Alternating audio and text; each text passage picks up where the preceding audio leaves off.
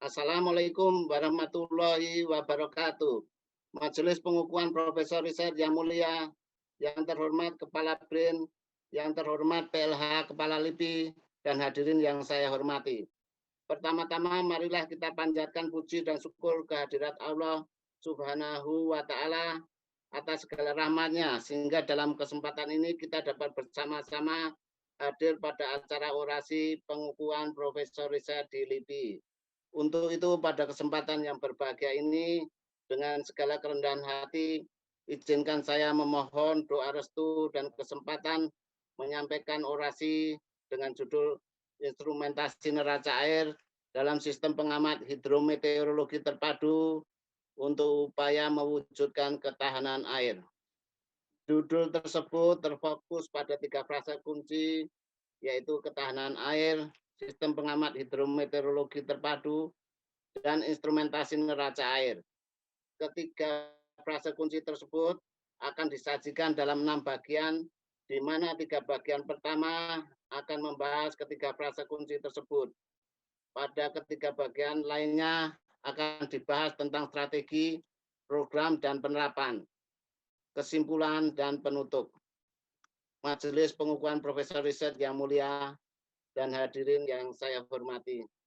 Kita akan mulai dengan bagian pertama, yaitu ketahanan air.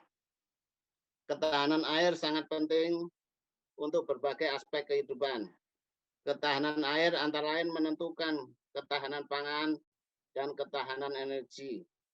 Berdasarkan definisi Dewan Sumber Daya Air Nasional pada tahun 2019, dapat diketahui bahwa ketahanan air mempunyai 5 tolok ukur, yaitu kuantitas, kualitas, kontinuitas, keterjangkauan, dan keamanan air, atau disingkat dengan K5. Ketahanan air suatu wilayah dapat dilihat dari neraca air di wilayah tersebut.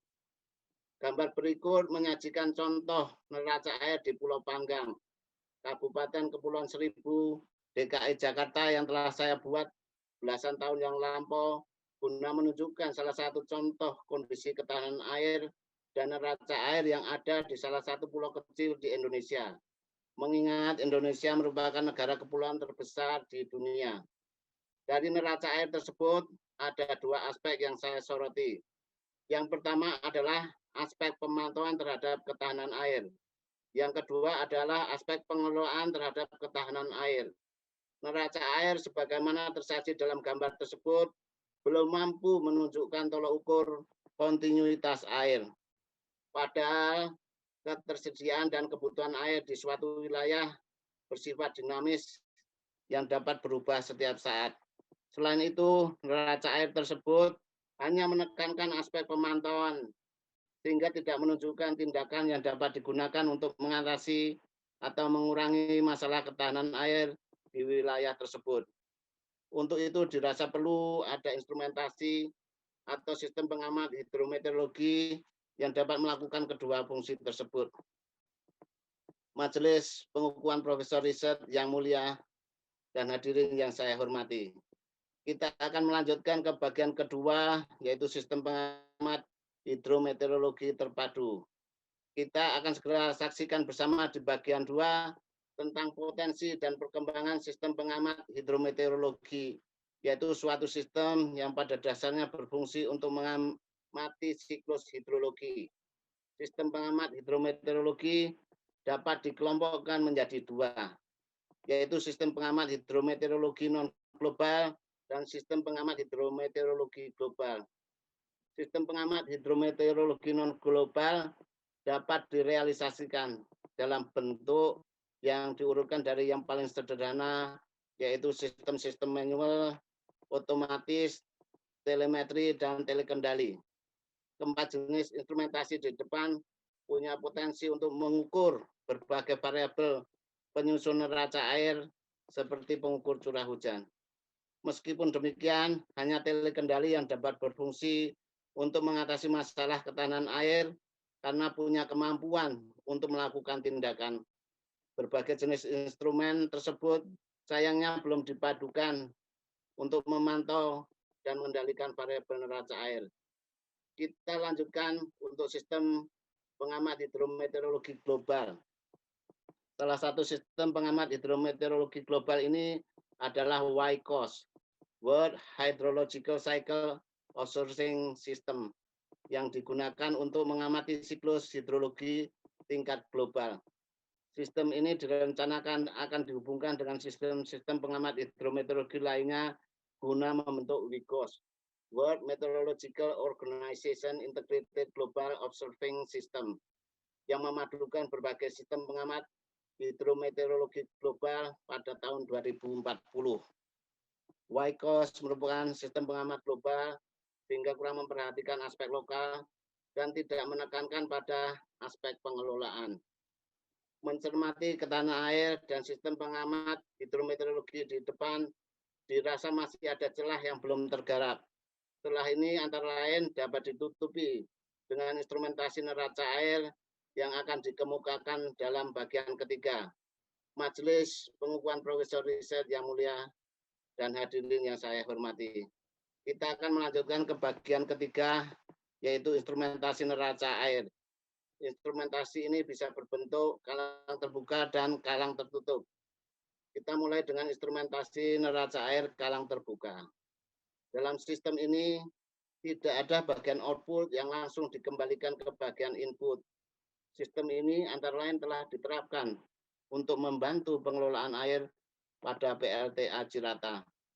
Sistem ini terdiri dari 3 subsistem, yaitu subsistem telemetri, subsistem komunikasi suara, dan subsistem peringatan dini. Subsistem telemetri ini digunakan untuk memantau debit air yang masuk ke dam atau bendungan, perubahan air yang ada dalam dam, dan air yang dikeluarkan dari dalam dam. Sistem ini berfungsi untuk membantu dalam mengambil keputusan dalam penggunaan air agar pasokan listrik lebih stabil. Subsistem komunikasi suara dipakai untuk membantu komunikasi bagi operator dalam berkomunikasi antar stasiun hidrometeorologi. Subsistem peringatan dini digunakan untuk memberi informasi kepada masyarakat di dekat sungai bila ada air yang akan dibuang secara tiba-tiba dari dam. Kita akan beralih ke instrumentasi neraca air kalang tertutup. Instrumentasi neraca air kalang tertutup dipakai untuk mengukur siklus hidrologi yang ada di suatu kawasan, misalnya di Subdas Serko. Sistem ini memantau air dari tahap masukan, proses, dan keluaran.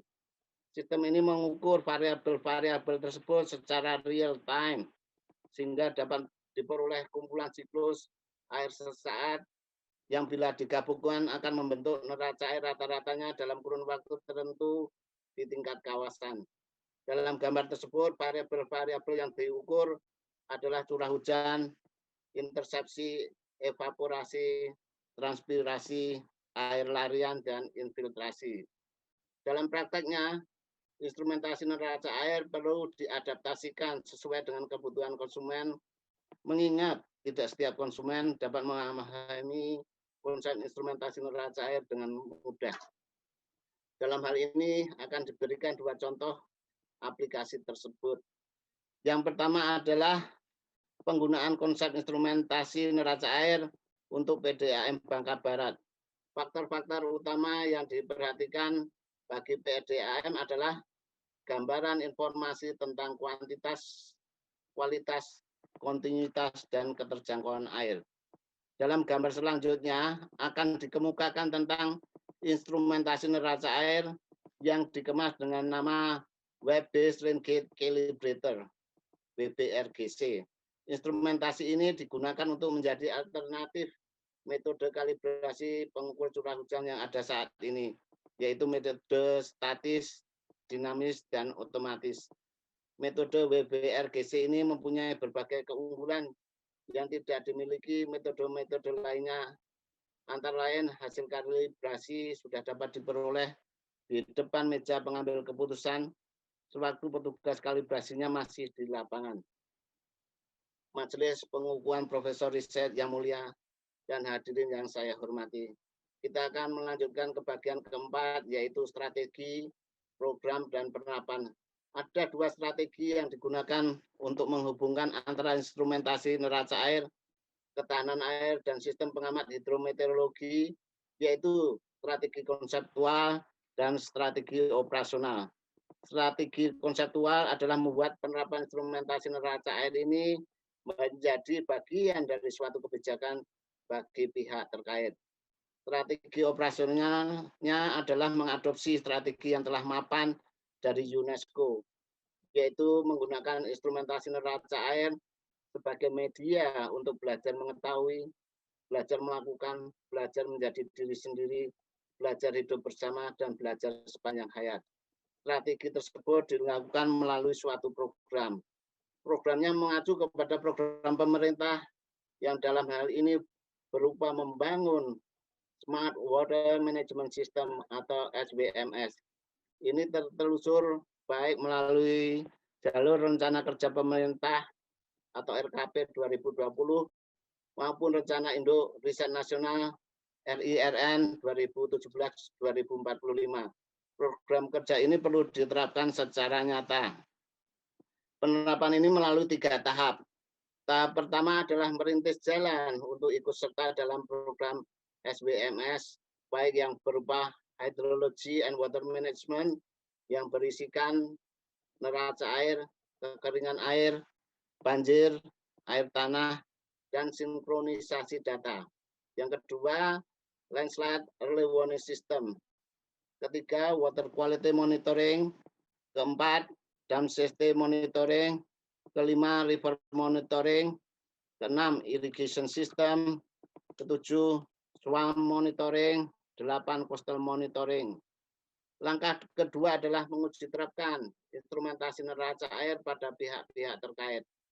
Langkah ketiga yaitu menghubungkan instrumentasi neraca air dalam WIGOS melalui instansi yang berwenang dan atau sistem lain yang terkait.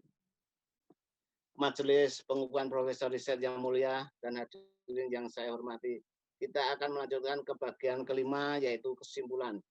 Instrumentasi neraca air adalah sistem yang pada akhirnya dapat mengambil keputusan sendiri untuk mengukur dan mengendalikan sebagian, bukan seluruh input, proses, dan output air di suatu area guna menjaga ketersediaan air dan selanjutnya ketahanan air di area tersebut, serta diharapkan dapat masuk dalam sistem pengamat hidrometeorologi Indonesia yang terpadu guna menjadi salah satu komponen jaringan yang lebih luas seperti WIGOS. Majelis Pengukuhan Profesor Riset yang mulia dan hadirin yang saya hormati, perkenankanlah kita untuk melanjutkan ke bagian ke-6 yaitu penutup. Program sebelumnya telah menghubungkan gambaran tentang peran instrumentasi neraca air dan sistem pengamat hidrometeorologi terpadu dalam upaya menjaga ketahanan air. Peran tersebut akan lebih terasa bila aplikasi instrumentasi neraca air tidak hanya mempertimbangkan aspek instrumentasi semata, tetapi juga 10 faktor utama yang mempengaruhi dinamika air, di mana menurut Cosgrove dan Cosgrove tahun 2012 berupa pertama, pertanian, kedua, perubahan dan variabilitas iklim, ketiga, demografi, keempat, ekonomi dan keamanan, 5, etika, masyarakat dan budaya, 6, pemerintahan dan lembaga, 7, infrastruktur, 8, politik, 9, teknologi, serta 10, sumber daya air, termasuk air tanah dan ekosistem. Selain itu juga meningkatkan kolaborasi dengan produsen instrumentasi hidrometeorologi dan instansi yang dapat memanfaatkan hasil tersebut. Majelis Pengukuhan Profesor Riset yang mulia dan hadirin yang saya hormati, demikian orasi yang dapat saya sampaikan. Selanjutnya, perkenankanlah saya untuk melanjutkan dengan ucapan terima kasih. Alhamdulillahirabbil alamin, saya sampaikan kepada Allah Subhanahu wa taala yang telah memperkenankan saya untuk dapat melakukan orasi ini. Salam dan salawat juga saya sampaikan ke baginda Rasulullah Shallallahu alaihi wasallam. Saya juga menyampaikan terima kasih kepada Bapak Presiden Republik Indonesia, yaitu Bapak Insinyur Joko Widodo yang telah mengangkat saya sebagai peneliti ahli utama. Saya juga menyampaikan terima kasih kepada Bapak Kepala BRIN dan sekaligus mantan Kepala LIPI, Bapak Dr. Laksana Trihandoko. Saya juga menyampaikan terima kasih kepada Bapak PLH Kepala LIPI dan sekaligus Deputi IPT LIPI, yaitu Bapak Dr. Agus Haryono, yang telah memberikan surat keputusan yang mengizinkan saya untuk berorasi. Saya juga mengucapkan terima kasih kepada Bapak Ketua Majelis Pengukuhan Profesor Riset, yaitu Bapak Profesor Bambang Subianto. Saya juga mengucapkan terima kasih kepada Ibu Sekretaris Majelis Pengukuhan Profesor Riset, yaitu Ibu Profesor Gadis Sri Haryani. Saya juga mengucapkan terima kasih kepada Profesor Perdamaian Sebaya, Profesor